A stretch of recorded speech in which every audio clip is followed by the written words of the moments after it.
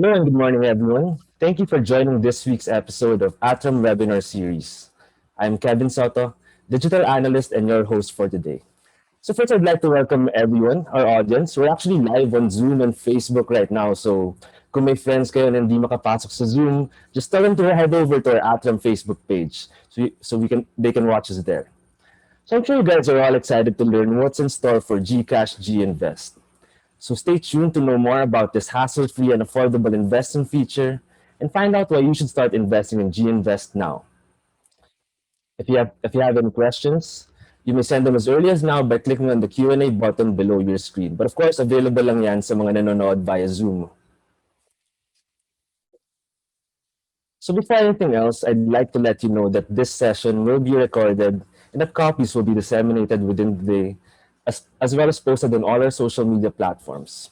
Also, please don't forget to visit our website, that's www.atram.com.ph, for more detailed information about all the funds that we offer. If you have any friends who you think would like this webinar but are unable to attend, feel free to share the YouTube replay of this session. Visit our YouTube channel, YouTube Studios. Also, we would like to invite you to join ATRAM's official Viber community group, that's hashtag ATRAMPH community, to stay updated on the latest announcements, advisories, and reminders.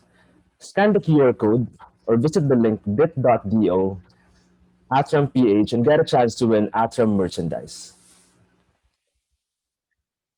Also, we would like this webinar to be as interactive as possible, so please don't hesitate to send your questions in the Q&A tab all throughout the webinar as we have a special surprise for all of you. Each question you send is a raffle entry for a chance to win ATRAM merchandise. Winners will be announced at the end of the webinar, so make sure you stay until the end. Lastly, we will also be sending a quick feedback survey after the webinar, so we do hope you can share your thoughts with us about our session today and how we can improve on our next webinar series. Today's speaker is none other than Deanno Basas, President of ATRAM Trust Corporation, the first standalone trust company in the Philippines. He has over 24 years of extensive experience in the local and regional financial markets in both treasury trading and asset management. Dino is also a member of ATRAM's investment committee and is particularly involved in strategy setting for fixed income and multi-asset strategies. Hi, Dino. How are you doing today? Morning, Kevin. Good morning to everyone who's on Zoom and on Facebook Live. I'm very happy to be here. Also joining us today is DJ Jesus, ATRAM's product development manager. DJ has been with ATRAM for 4 years and is always looking for innovative investment ideas to continue ATRAM's legacy of innovation. Welcome, DJ. Hope all is well with you. Hello. Good morning to everyone. I feel great, and let's have everybody start investing into GInvest. So now that we've introduced our product experts, I think the best way to start today's discussion is a simple and straightforward question. No, Dino, this one's for you. Dino, what is a GInvest ba? GInvest is it's the investment marketplace. It's a feature on the GCash app which allows you to invest. It allows you to buy funds, various invested funds, and ATRAM's funds are available in the GCash, in the GInvest, being one of being the investment partner provider of GCash. So now that's done. Punta naman tayo sa medyo mas complex na mga investment terms. No? DJ, ito, this one's for you naman. Ano ba yung sinasabi nilang UITF and anong pinagkaiba niya sa mutual funds? Well, ang UITF ay isang Unit Investment Trust Fund. Medyo similar siya sa Common Trust Fund for those that were a bit more familiar back in the day. For those who are new to investing, ang Unit Investment Trust Fund, it's a pooled investment vehicle. Or ang way to think of it is pinagkukumpul-kumpul lahat ng pera ng tao, ng iba't ibang investors. And then minamanage to ng isang fund manager and binamanage yung mga investments ng mga investors. Now, I think a lot of people are also familiar with mutual funds. So let's talk about the difference between the two. And yung main difference talaga yung legal structure niya. Ang UITF kasi, kontrata siya between the trust entity and the investor. Ang trust entity is a non-bank financial institution, kaya ang regulator niya yung BSP. Tapos sa MF naman, ang mutual fund ay isang company talaga. So yun yung structure niya. So kung may shares ka ng mutual fund, may-ari ka rin ng company na yun. And dahil company yung mutual fund, SEC or yung Securities and Exchange Commission, siya yung regulator naman ng mutual funds. But whether you're using UITF or MF, you get to enjoy yung mga gains and pati na rin yung losses of the fund. If you want to know more about the difference between UITFs and MFs other than what's being shown here, you could check our ATRAM Academy page on our website, www.atram.com.ph. Right. So thank you for that, no, DJ. So from a simple question to medyo mas complex, doon naman tayo sa, kumbaga, medyo advanced na mga investment terms natin. DJ, this one's for you. Ano ba yung sinasabi nilang net asset value per unit or NAV po? And paano ba siya nade-determine? Hindi siya advanced, Kevin. Ang NAV po, ano tawag dito, for everybody, presyo lang yan ng fund. So it's not that advanced. Right. It's just the price of the fund. So the product provider will compute this by dividing yung overall value of the fund, and you will divide that by the number of units outstanding on the fund. So pwede yan umakyat or bumaba daily depending on yung laman ng fund or ano yung mga investments na nasa loob ng fund. Just be aware na kung holiday yan or weekend yan, walang NAV po. So if you invest on GCash on a holiday or weekend and magtataka kayo, bakit ang nakuha kong NAV ay nung Monday? Assuming kunyari, nag-invest ka tomorrow na holiday, di ba? That's because the NAV po is only published on banking days. So yan.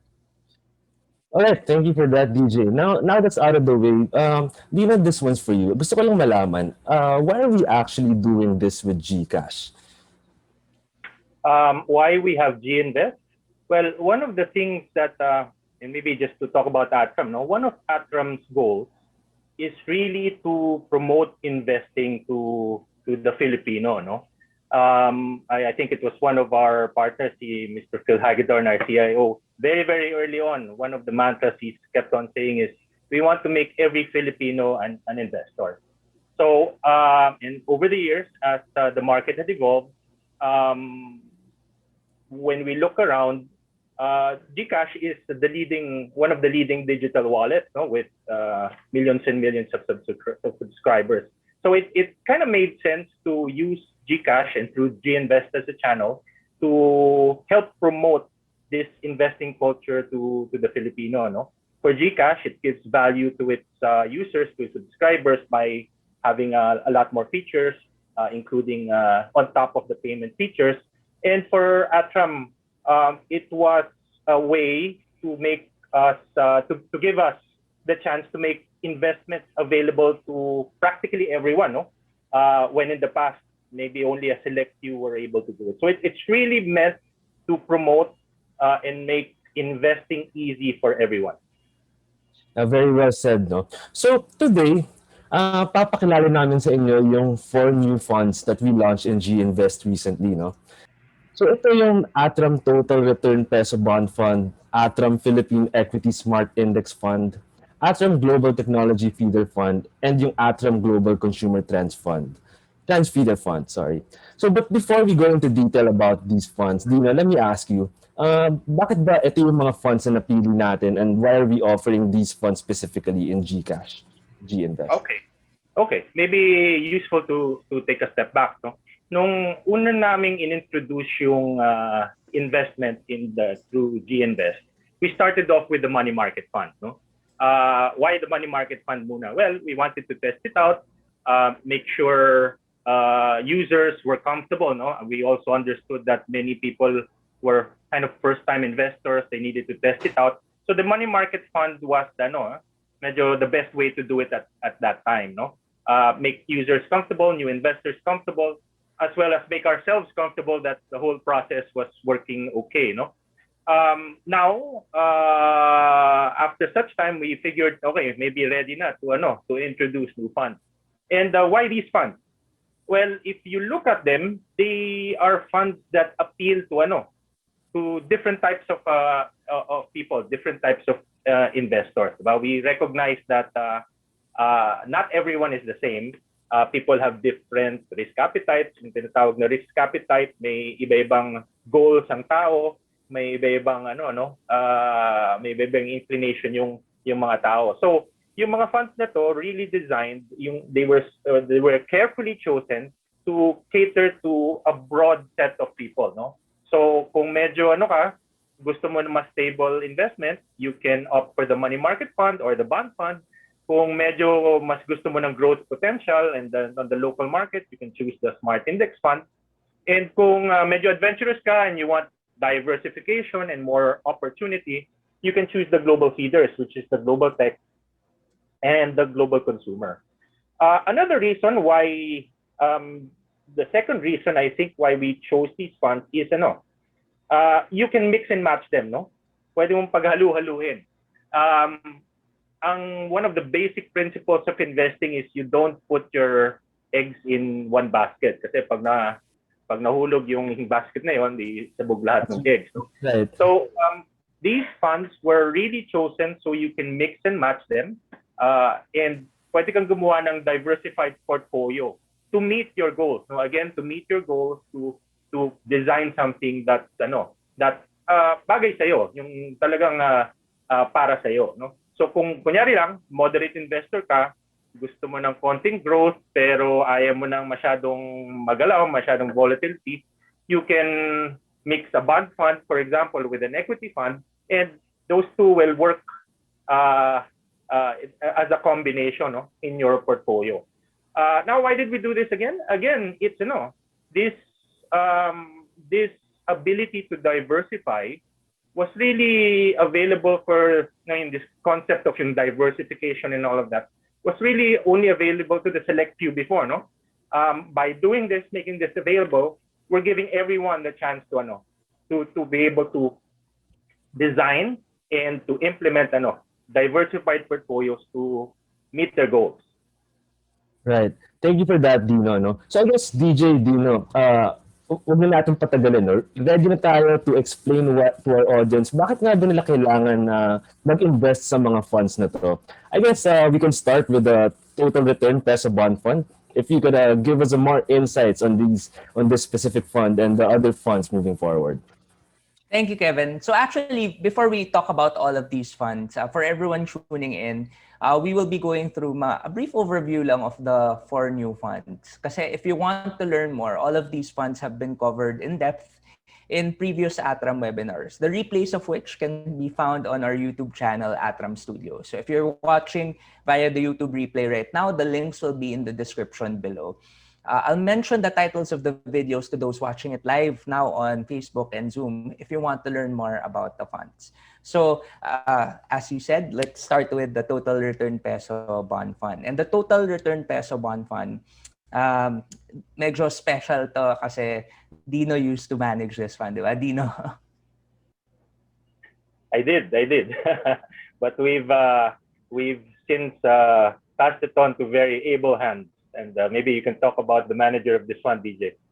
Okay, all right. So the manager of this fund and the one who talked in the webinar for this fund was Miguel Liboro. So the webinar is Winners in Crisis. That was done last year. And the fund launched in around 2014, back when Dino was still the head of fixed income. And managing this fund now is Miguel Liboro, who is multi-awarded most astute investor for Asian currency bonds for 2015 to 2018, Asian G3 bonds for 2018 to 2019, and for Philippine bonds, which this bond fund invests into, 2015 to 2020. So you can see how highly acclaimed our fund manager Miguel Liboro is. And I think marami na siyang awards kesa sa akin, DJ. Yeah, I know you also have a lot of these awards, pero okay. Miguel. Diba? So yeah, why invest into a total return peso bond fund though? If you're a moderate investor, this is perfect for you. It's hindi siya ganun kagalaw, yung mga price movements niya hindi siya masyado maakyat or bumababa. And I think that's one of the other things that we have to talk about with a bond fund, diba? If you're investing into bonds, there's a price that's with the bond, and that price moves with the movement of interest rates, which also moves depending on what's happening in the economy. So yung fund manager, dapat magaling siya sa pag-intindi ng ano nangyayari sa economy or ano nangyayari din sa supply of bonds. So being able to manage both yung changes in prices on the bonds and also yung income na kukuha mo from the bonds, it speaks volumes. And Miguel has been able to really, and his team has been able to manage the different volatile, di ba, Sir Dino? Medyo volatile din yung markets for the past few years, di ba? So having a manager like Miguel is definitely something that is important for a total return bond fund. If we go forward and look at the holdings of the fund, you will see a lot of government bonds, and government bonds are very important kasi yung bonds na to very liquid, and because liquid siya, yung presyo niya mas reliable as compared to corporate bonds na hindi masyadong gumagalaw kasi mga tao hinahawakan yun, for the long term or till maturity. So you'll see more of government bonds so that they could play with it and get the best income and the best return for everyone, the best total return, not just the interest or the coupons na nakukuha ng bond, but also the price appreciation. May capital gains din na nakukuha yung fund. And if we look at the performance of the fund, for 1 year, it's up 9.44%. Not bad for a moderate investment, di ba? Especially because the past 2 years for fixed income was really good. But if you look at over the longer term, and even I think if you look at the 1 year return space, the ranking of this fund is number 1. And we've been consistently near the top or at the top for this total return peso bond fund, which also speaks volumes on the management of Deanno before and also Miguel's team today. So we really are very proud of this total return peso bond fund. And if you're a moderate investor nga and don't want to take risks muna for one reason or another, then you could start with this fund. Okay, so the next fund that we'll talk about is the ATRAM Philippine Equity Smart Index Fund. This one, if you want a deeper dive on this fund, you could see the webinar of Evan Ante, Follow the Smart Money. And this fund, it launched in 2016, back when these kinds of strategies became really popular. The Philippine Equity Smart Index Fund is for the aggressive investor. So if you want to invest in the growth of the Philippine economy, this is one of the ways that you can do it. It is a index fund. So sinusundan niya yung parang paggalaw ng Philippine Stock Exchange Index. Pero ang kaibahan niya to all other stock index funds is that it's smart. And bakit siya smart? Na nakadevelop kami ng parang formula, ng rules na nakita namin na ito yung mga nagpapagalaw ng value ng stocks. Valuation, momentum, earnings and sentiment, and quality. Valuation, gaano kamura yung mga stocks. Momentum, kung umaakit ba yan or bumababa. Earnings and sentiment, kung profitable ba yung company, or even pati yung mga analysts, di ba? Tinitingnan nila yung company. Ano ba yung sentiment nila? Dapat ba bilhin ba yung stock or dapat pa ibenta yung stock? Normally, nagbibigay ng recommendation yung analyst. So, yun yung nakaka-apekto din sa, perception ng stocks. And finally, quality. And quality is very important because you want to be investing into quality management. pag naka-invest ka sa management na alam mong okay, 'di ba? Alam mo rin yung performance ng company na yun, mas magiging consistent. So, ito yung parang four basic elements ng ano yung nagpapagalaw ng stocks. We put weights on that. So, may score, ang tawag dito Q-score or quantitative score. And we use that to determine kung, okay, dapat mas mabigat ba yung pag-invest namin to one company or dapat ay hindi, medyo hindi favorable yung condition sa stock market, yung company na yon. So we would have a smaller weight on that. If you look at the top holdings, the holdings of the fund are all ano tawag dito 30 the top 30 stocks in the Philippine Stock Exchange index. And who is this fund for? The fund is for the aggressive investor. It can be someone who's baka hindi mo pa alam what kind of stock should I buy into yet, 'di ba? Baka I don't know how to read financial statements yet. So if you want to start investing, you could see the Philippine Stock Exchange Index, 'di ba, sa TV, malalaman mo na, ay umakyat, ay bumaba. So yun, pwede mo na i-follow yun. And it's perfect for those people. Or even if you're a bit more intermediate pero wala akong time, baka I can't really study these companies early on. So you have a fund manager who is really using yung rules ng score to be able to manage the fund. Like even last year, lahat ng mga scores medyo mababa. So what we did was we raised cash for the fund and it helped the fund outperform. And then finally, if you have a diversified portfolio and you want Philippine exposure, syempre dahil sariling bansa natin to, then you could invest into the fund to get the Philippine exposure that you want. The performance of the fund, if you look at 1 year, since we recovered 26%, not bad. And over the 4 years, this fund really outperformed.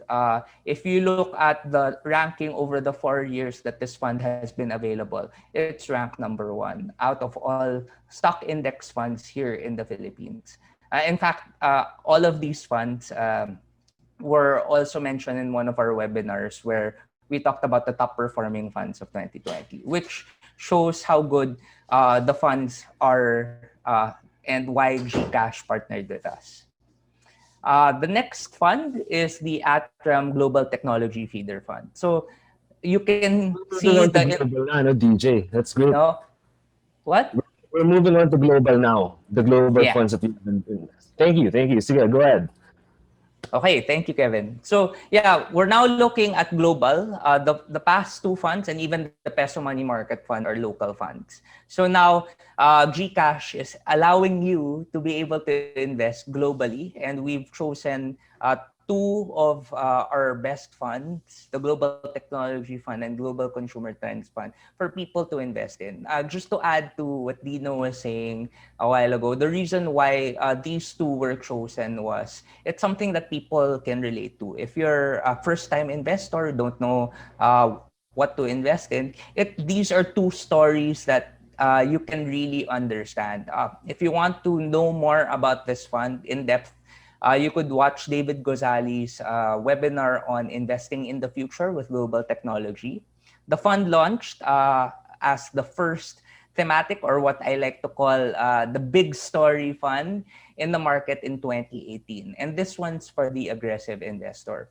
Technology is not only the softwares that you see, like yung mga Google, mga apps, basically, mga Netflix, but also the technology, hardware, and equipment. So yung mga phones mo or yung mga cell towers, and that's all technology. Or even the semiconductors, yung ano yung pumapasok into your smartphones or into your laptops, diba?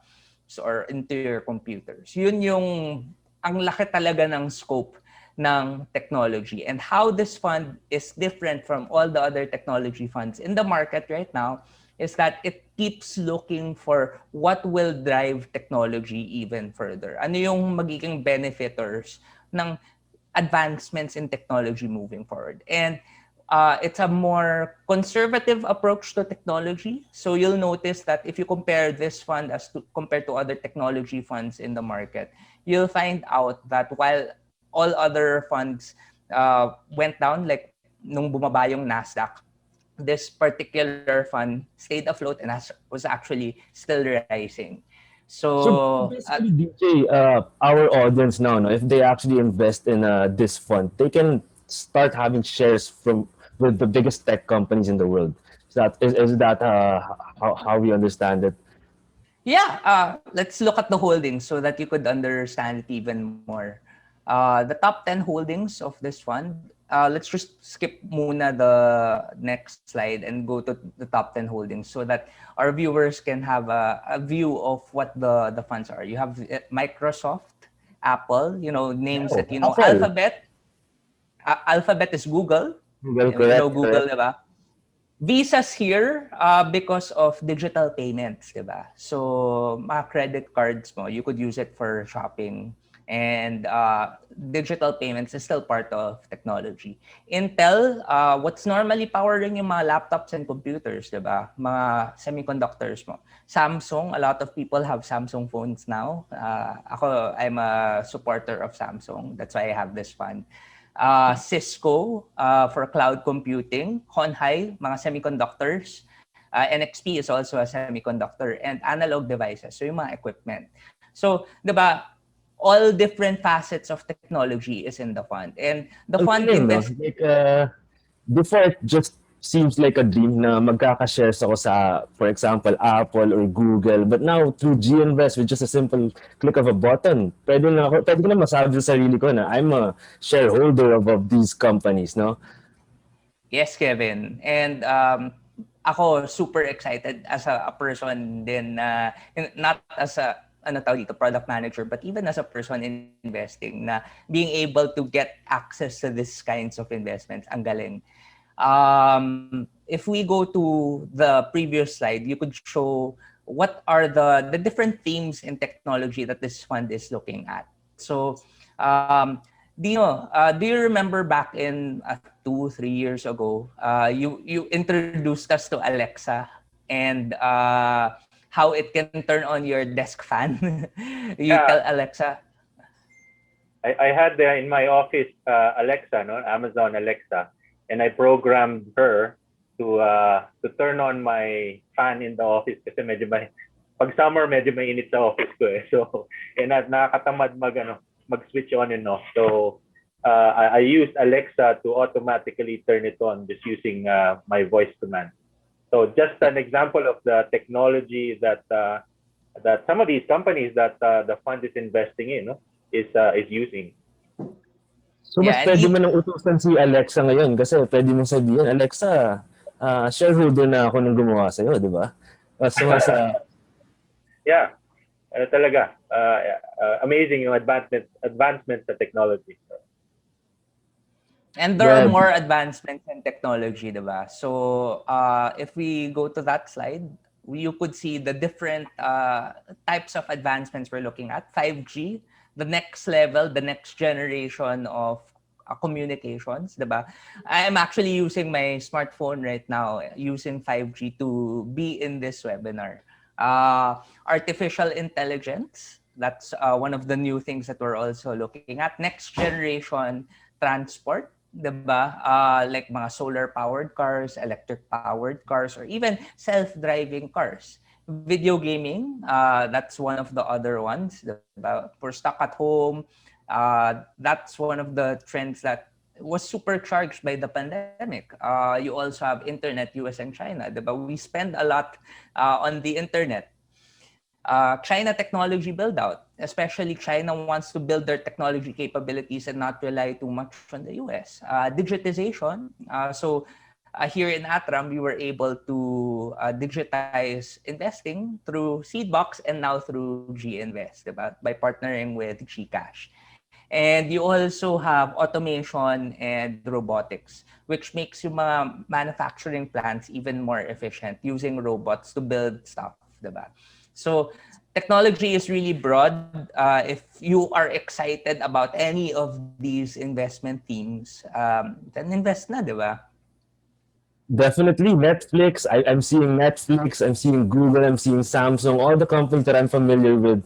Parang, ano pa ba, di ba? Ano bang hinihintay ng ating mga audience na, no? Yeah, go ahead, DJ. Okay, and let's go on another exciting fund, which is the ATRAM Global Consumer Trends Feeder Fund. And personally, I went in depth on this in one of the webinars.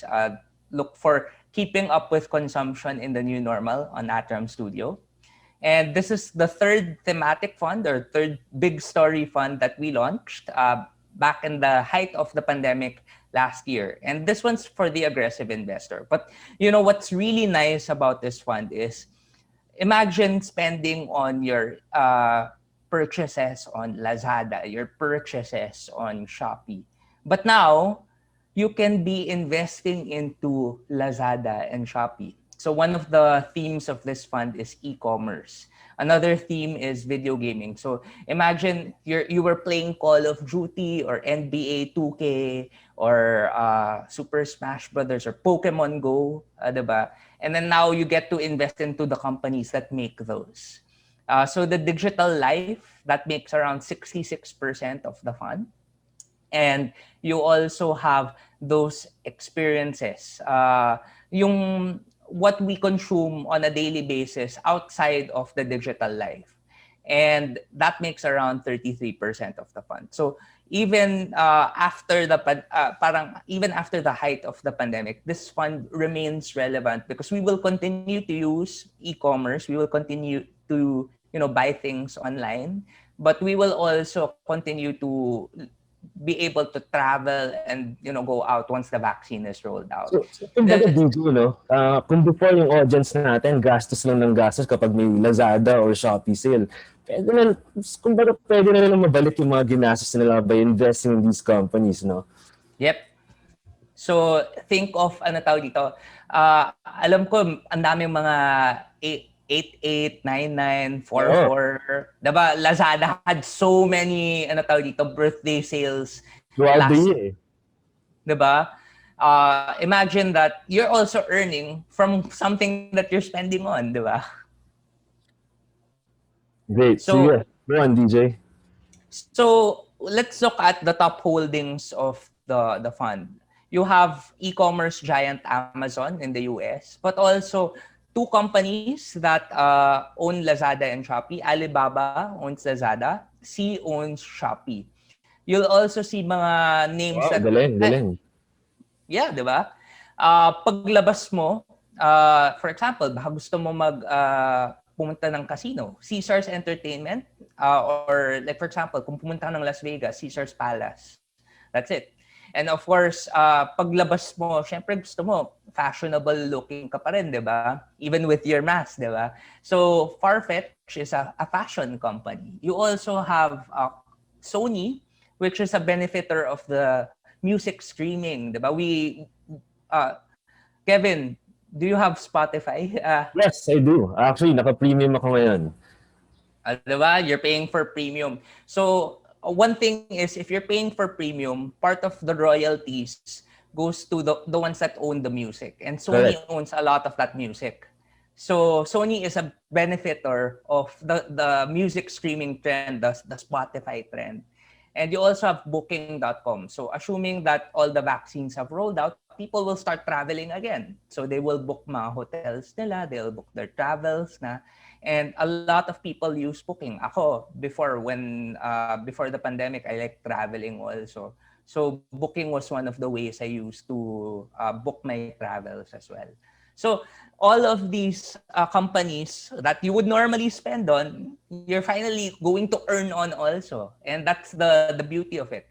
Because it's such a good trend, if you look at the next slide, you'll see the performance of this one. 1 year return, 78.41%, double digit, near 100%. In fact, if you invested in February and then by end February of this year, you would have earned mga 100%. Galing.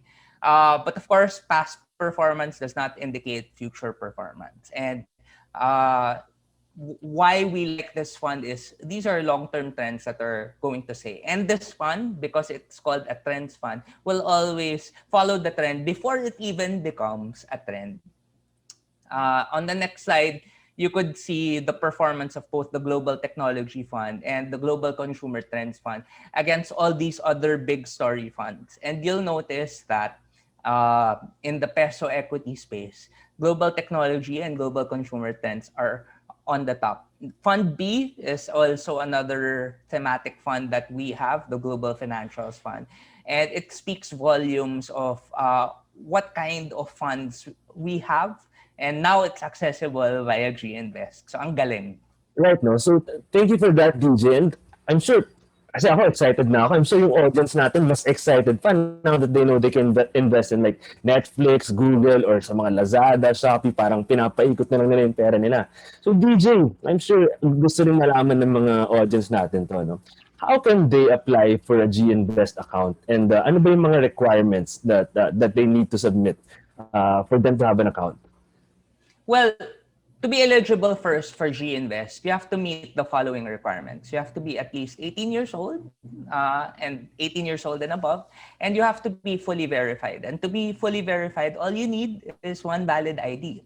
The process is actually very straightforward, and the app will guide you on how to register for the first time.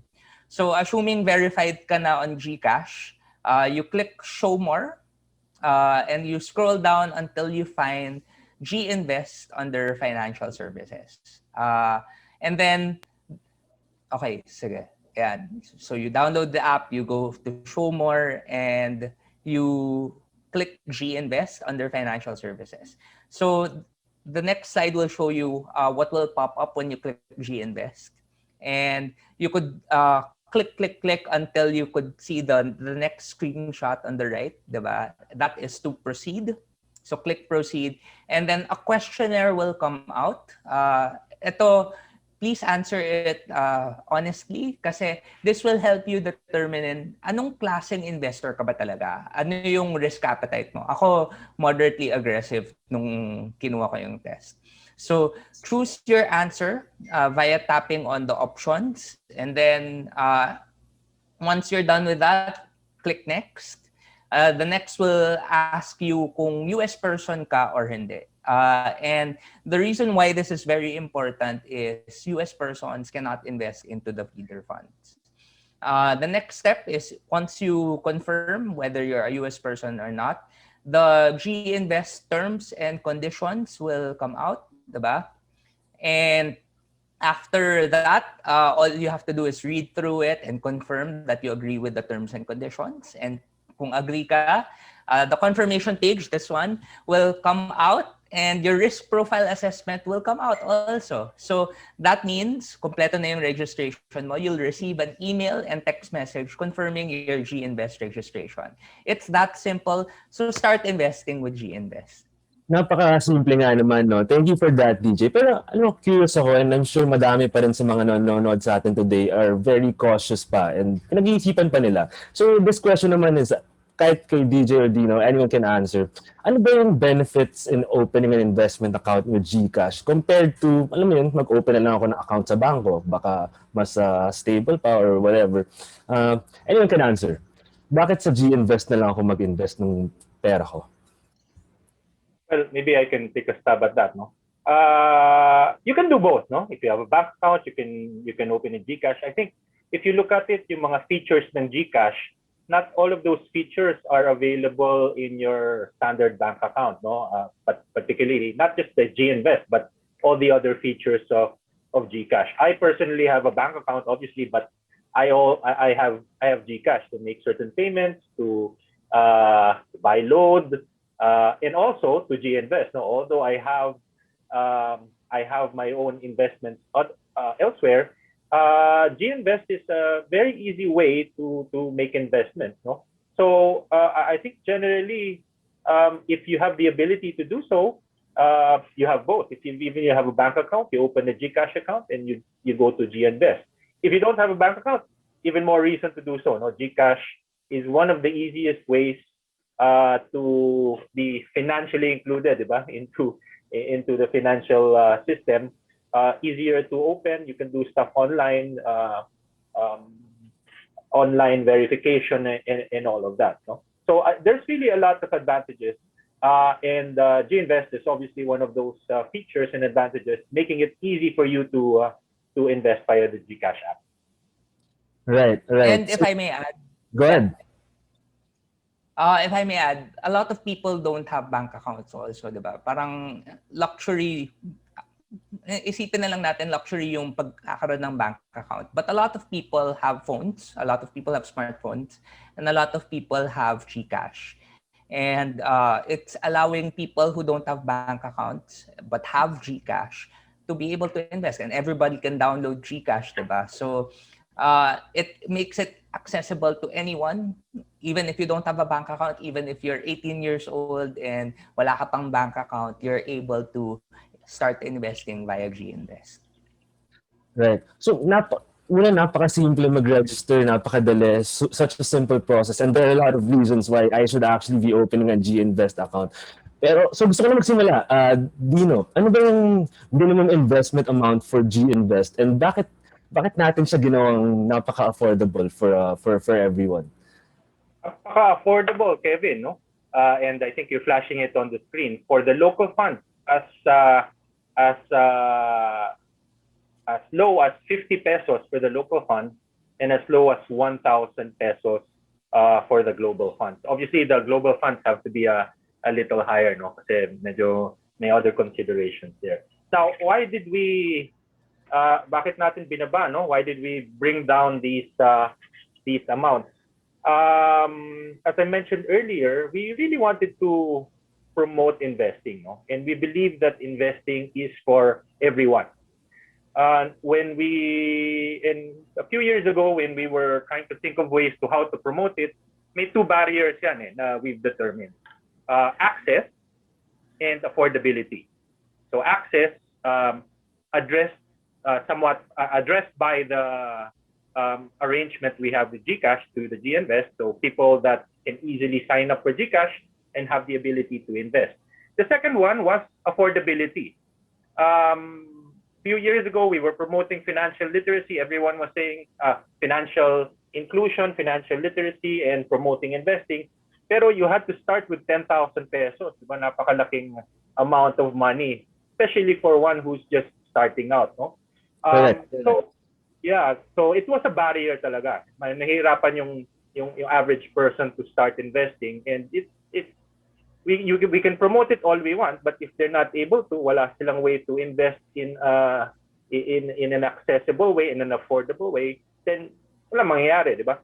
So what we did was we started to work on bringing down this barrier to make it more available and accessible and affordable for people that are investing for the first time. We worked with regulators kasi dati may mga minimum yan eh. We worked with our regulators to bring down the amount for our local funds, and then shortly thereafter we brought down we brought down first, I think, the money market fund when we first launched the money market funds in GInvest, and then shortly thereafter we brought down all the other local funds, and then when we had the global feeders, we also brought it down, no? But we could only bring it down to as low as 1,000 pesos kasi syempre maraming dadaanan yan, di ba, before it gets to offshore and global investment. Pero 1,000 pesos na lang, no? As opposed to before, pag global funds yan, global investment, I think before you needed to have $100,000 to have such type of investment offshore. No? You needed a special type of account, which obviously had to be big and all of that. So now, for 1,000 pesos, you can be investing in all those different companies and opportunities na described ni DJ earlier. I think you will that for me, Dino, like just for 1,000 pesos, pwede na akong maging investor ni Netflix, ni Google, ni Amazon, ni Lazada, no? That's such a surprising thing for me to learn, no? Yeah, it's really designed to be that way, right? And obviously, we will try to make it more easier and affordable over time, no? So, kasi a few years ago, yun nga, everyone was promoting investing and all of that. Pero medyo mahirap, no? And when you always hear sana all, ginawa namin para all, di ba? So now it's a lot easier. But we do hope that these affordable amounts is just the start, no? Beginning lang yan. Kasi in investing, the real way talaga to meet your goals is to continuously invest. What we hope to do with the affordable amounts is to make it, easier to start. But we do hope it doesn't stop at that 50 pesos. No? Tama, syempre. 50 pesos a few years from now will grow, but will not be a lot more than 50 pesos. No? So what we hope to achieve is that everyone keeps on investing. They start out, they try it out. Everyone keeps on investing and continue investing to reach their investment goals. No, which in turn will help out in all your other life goals.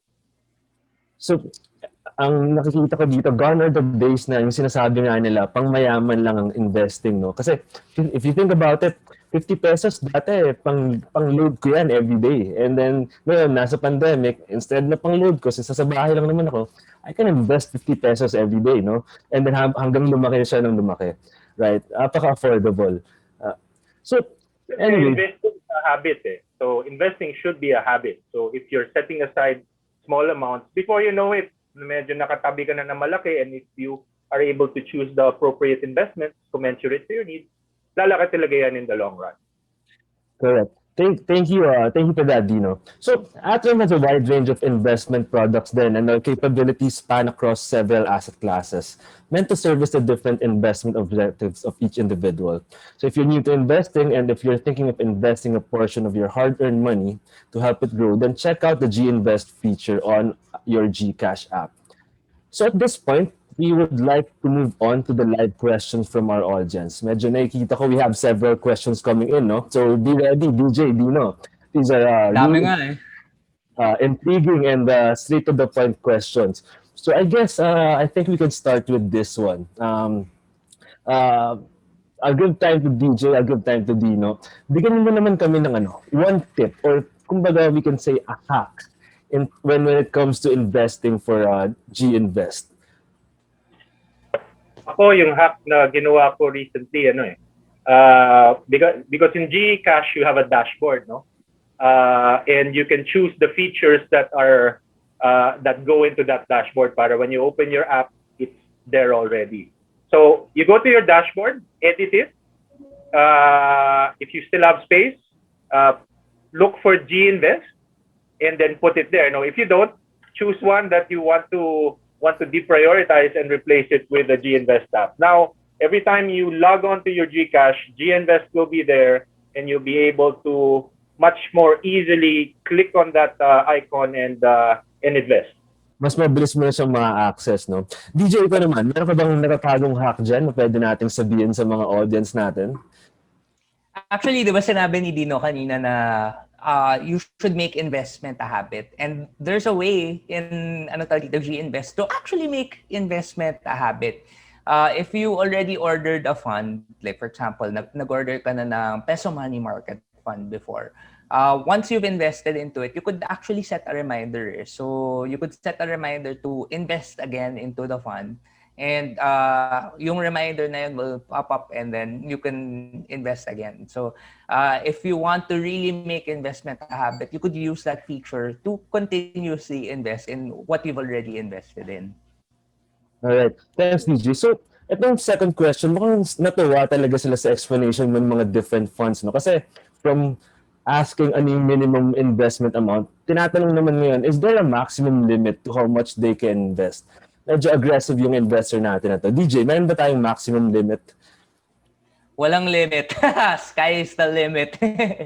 Pero when you invest in GInvest, be aware din naman na may mga transaction limit si GCash. So when you're buying into these investments, when you're placing your buy orders, you have to know your transaction limits. And syempre, even yung pag-transfer mo ng bank to GCash, diba?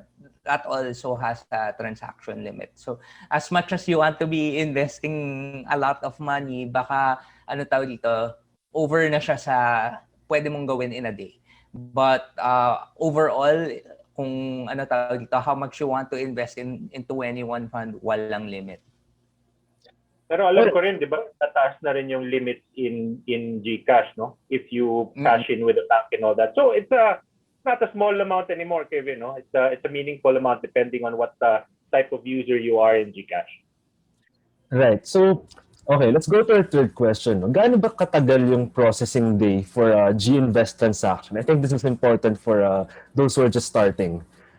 You know, this DJ? is such a commonly asked question, diba? It's a lot of people are asking it, even sa social media, you'll be asking, oh, bakit hindi pa pumapasok yung order ko?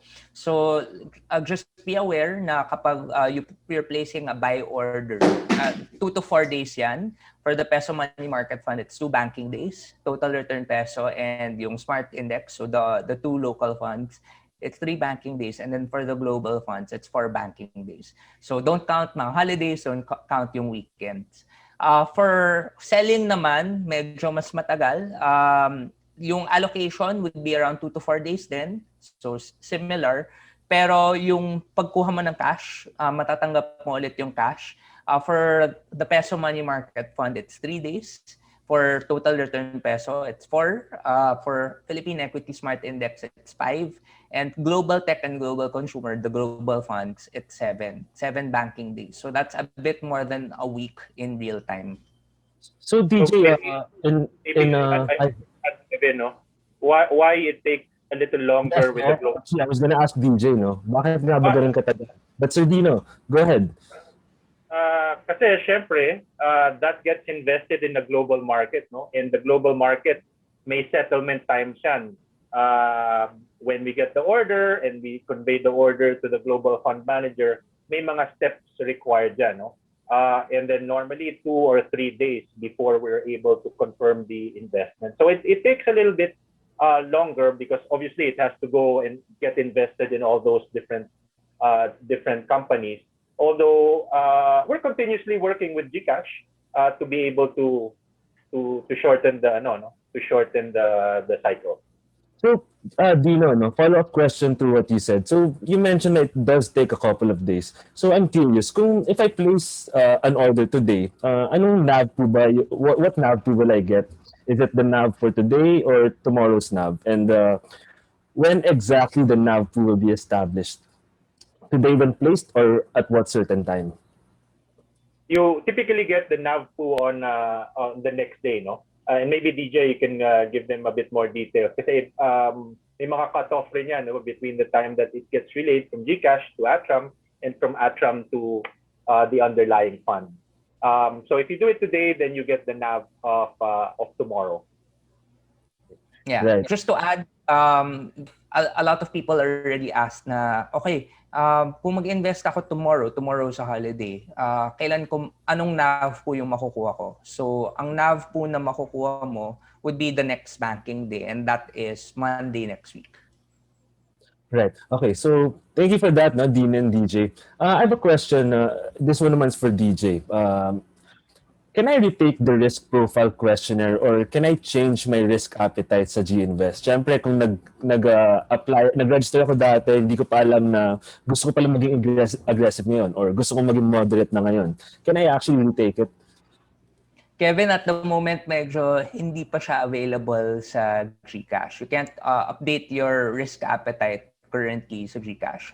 However, the BSP does mandate na if you own an investment and you want you have that investment, you should be retaking that risk profile questionnaire every 3 years from when you opened your account. So you'll receive actually a notification from GCash that you're required to update yung risk appetite, and they'll help you out with taking the risk profile questionnaire again. Right. Thank you, DJ. Itong next question ko medyo, di ko alam kung paano mo ito sasagutin, Dino, no? But I hope you can give light on this. Is there a possibility na mawawala yung pera ko pag nag-invest ako sa GInvest? Or guaranteed ba yung investment ko? Okay. Well, investments are not guaranteed, no? By definition, investment is investment is not a guaranteed product, no?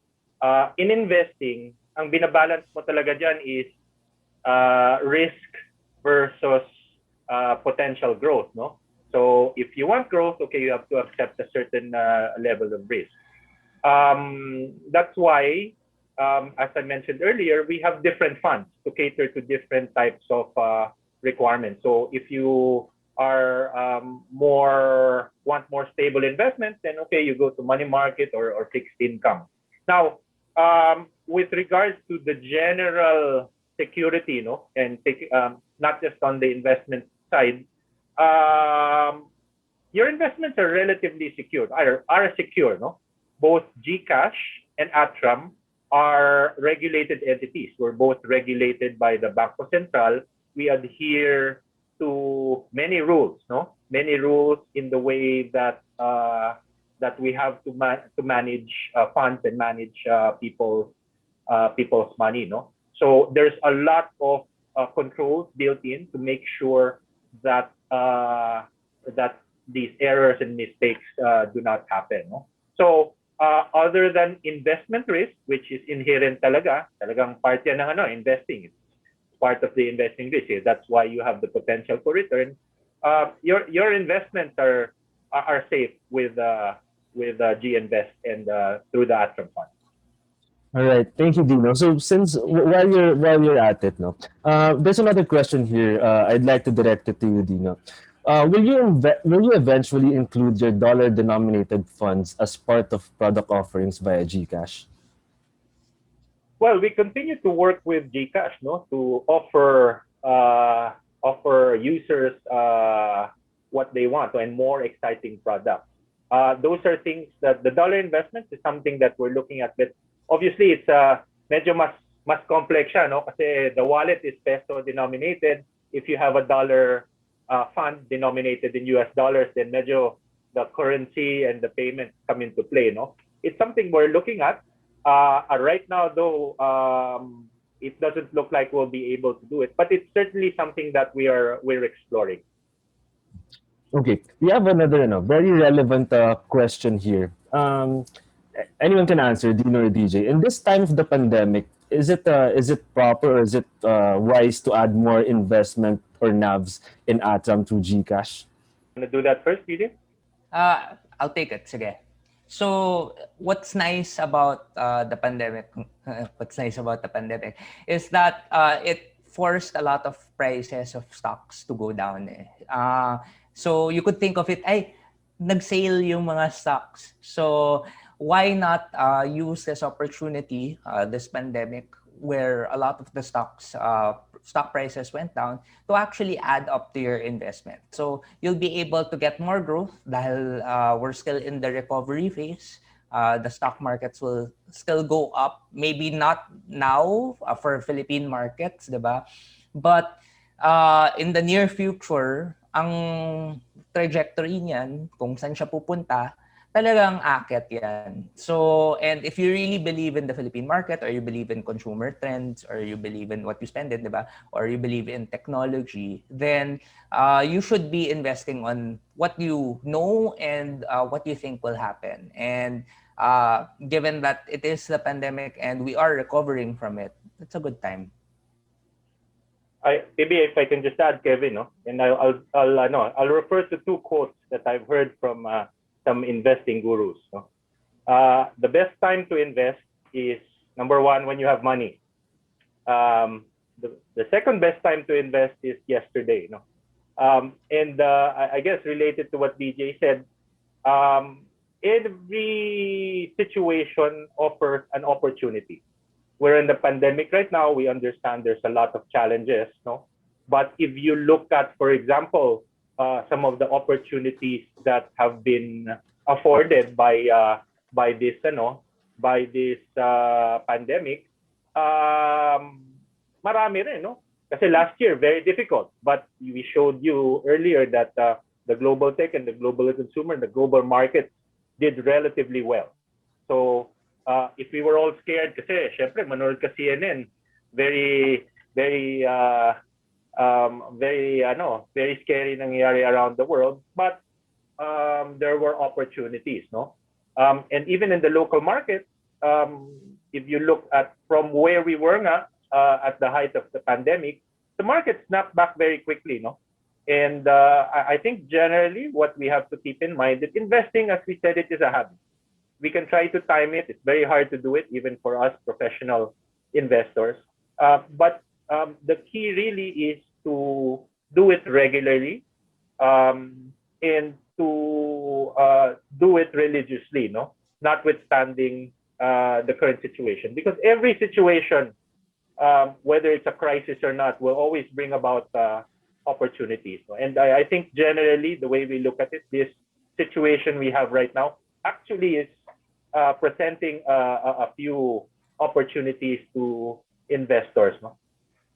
Right. So, very optimistic pa rin tayo, no? I think that's what we're getting from here. So, DJ, now that you're saying na pwedeng tumaas siya in the future, can I invest above my risk appetite ba? You actually can. So, there's such thing as a waiver. So, if, kunyari, like for me, I'm a moderately aggressive type of investor. I normally shouldn't have access to the aggressive funds, diba? And there are 3 funds that are aggressive on GInvest. But what we actually recommend as a fund house is that we recommend investors to invest up to 20% of your investment portfolio in actually more aggressive funds and to maintain 80% in the funds that are within your risk appetite. So medyo weird yung sa akin moderately aggressive, diba? It's a bit above moderate but below aggressive.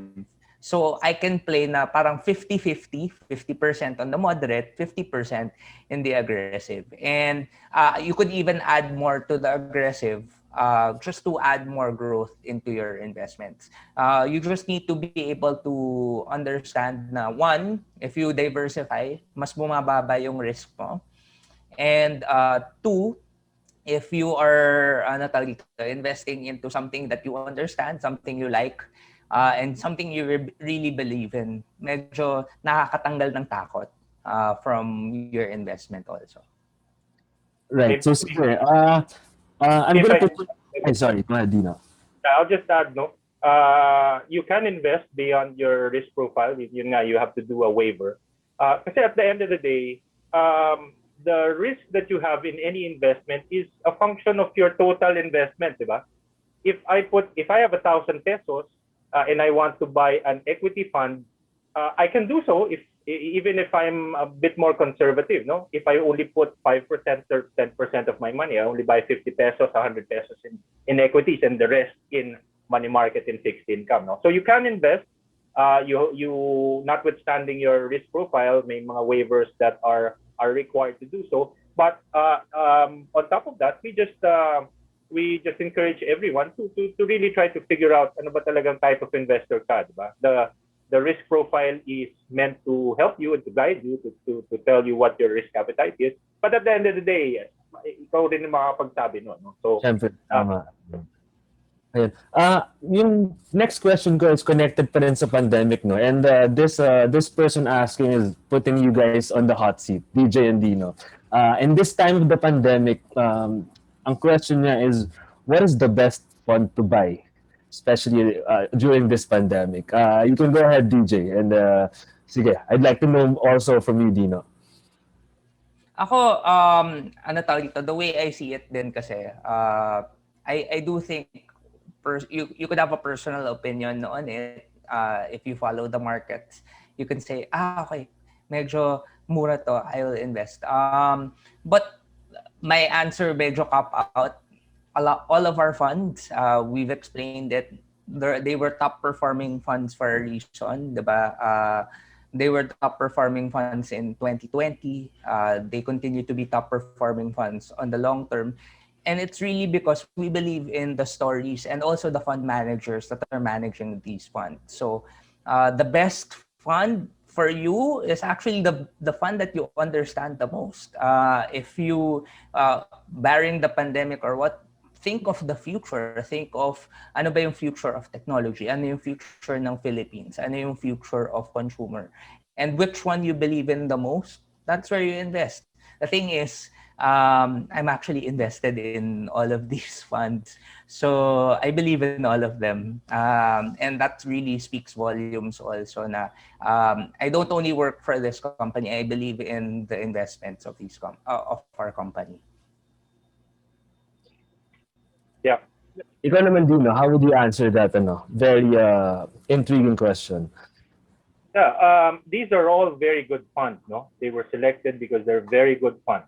And what's best for you is best for you, diba?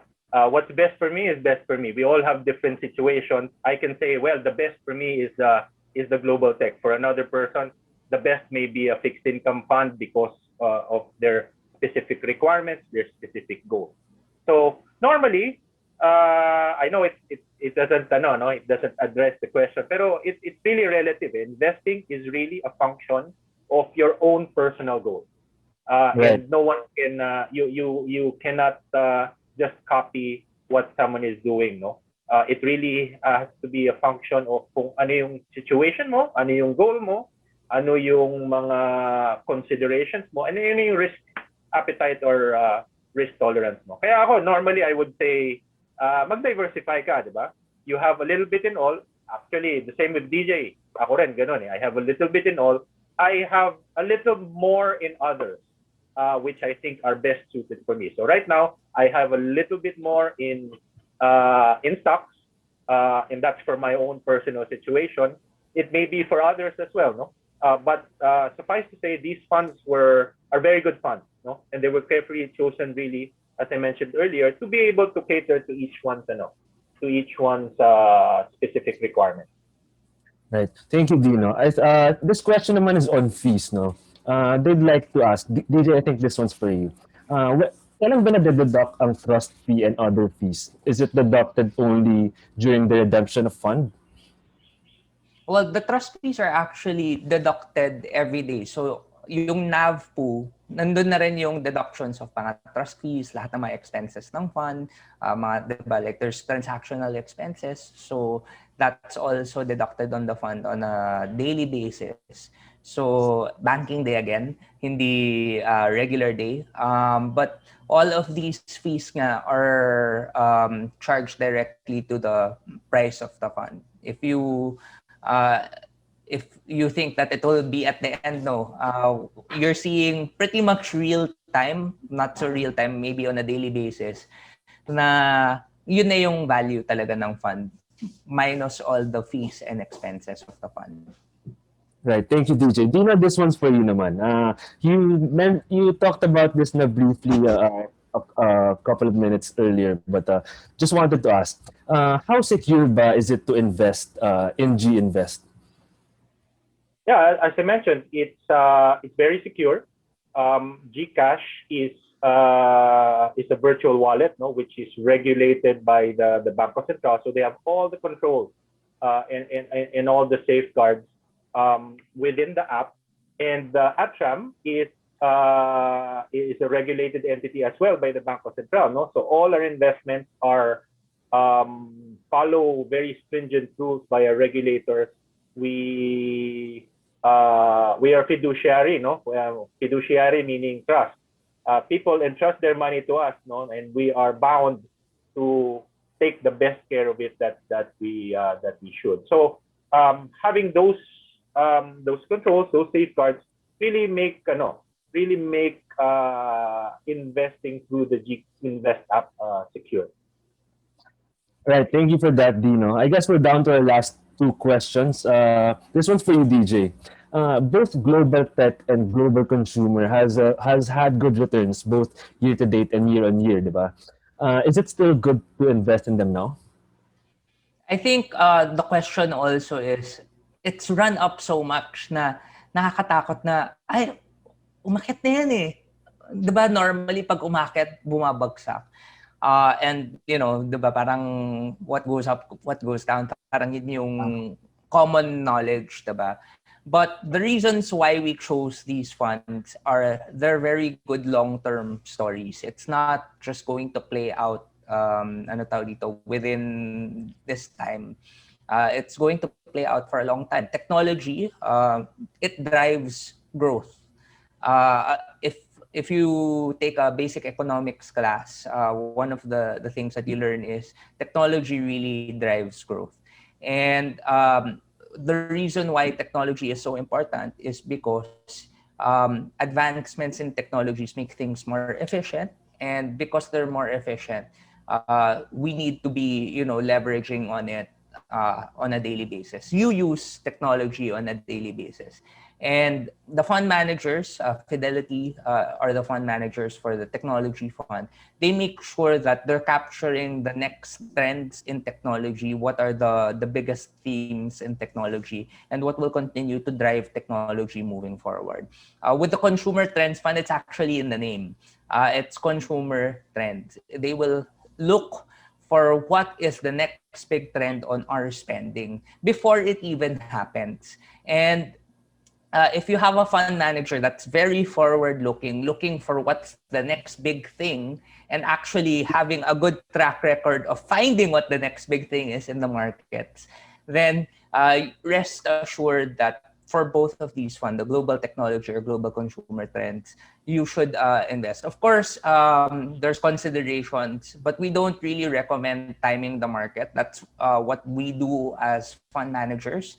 But if you want to be investing into this, we also advise you to do peso cost averaging, so that you could end up, on average investing near the average price, rather than investing in the very highest and then bagsak yung value ng fund mo, or at the very lows, and parang, well, if you invest in the very lows and nakashamba ka, then good for you. You were able to grow your fund very well. And if you do a peso cost averaging approach, you're able to mitigate a lot of the ups and downs. Medyo hindi siya ganun ka-volatile, and it speaks to making investing a habit. Thank you for that, DJ. No, very well said. But sadly, I think that is all the time we have now for questions. But before we wrap up, no, I'd like to know if you have any last words to our audience. Let's start with DJ. Okay, so we have made investing very easy by partnering with GCash. We're very happy that GCash is uh, bringing in our products, and we will continue to bring more products into GInvest. Just watch out for Wave 3. We have a lot of things planned for people, and it speaks to what we want to do here in ATRAM, which is to be able to let you, the Filipino people, invest towards your dreams. Thank you, DJ. Dino? Yeah. Again, thank you to everyone. Oh, thank you, Kevin, and thank you to everyone on this call, and to the guys watching on Facebook. We are very, very, very excited about this launch. No, these putting in these new funds into GInvest. No, finally, for everyone who's been waiting, it's here now. So if you're a GCash user, check it out. Go to put GInvest on your dashboard and start investing. If you're not a GCash user yet, download the app and sign up. I think it's one of the easiest ways really to start investing, plus also all the other features in the GCash app. And again, thank you everyone. Yeah. Thank you, DJ and Dino. I think we can't stress enough how easy and accessible it is to start investing in GCash. No, well, what else is next to do? Start downloading the app. So, in case you have not registered for our next webinar, ATRAM investors will share with us their investment story. So this is interesting, no? Real people, real stories. They'll share with us how they actually became successful in investing with ATRAM and in GInvest. So tune into this exciting webinar and find out why you should jumpstart your investment journey now. So you may also do so by clicking on the link flashed on the screen. Again, if you have any friends who you think would like this webinar, but are unable to attend, feel free to share the YouTube replay of this session. Visit our YouTube channel, Atom Studios. We would also like to invite you to join Atom's new official Viber community group, hashtag AtomPH Community, to stay updated on the latest announcements, advisories, and reminders. Scan the QR code or visit this link bit.do/AtomPH and get a chance to win Atom merchandise. Lastly, please answer the survey at the end of this webinar We would like to know your thoughts on today's topic. So, on behalf of everyone at ATRAM, thank you again for your attendance and participation. Stay safe, everyone.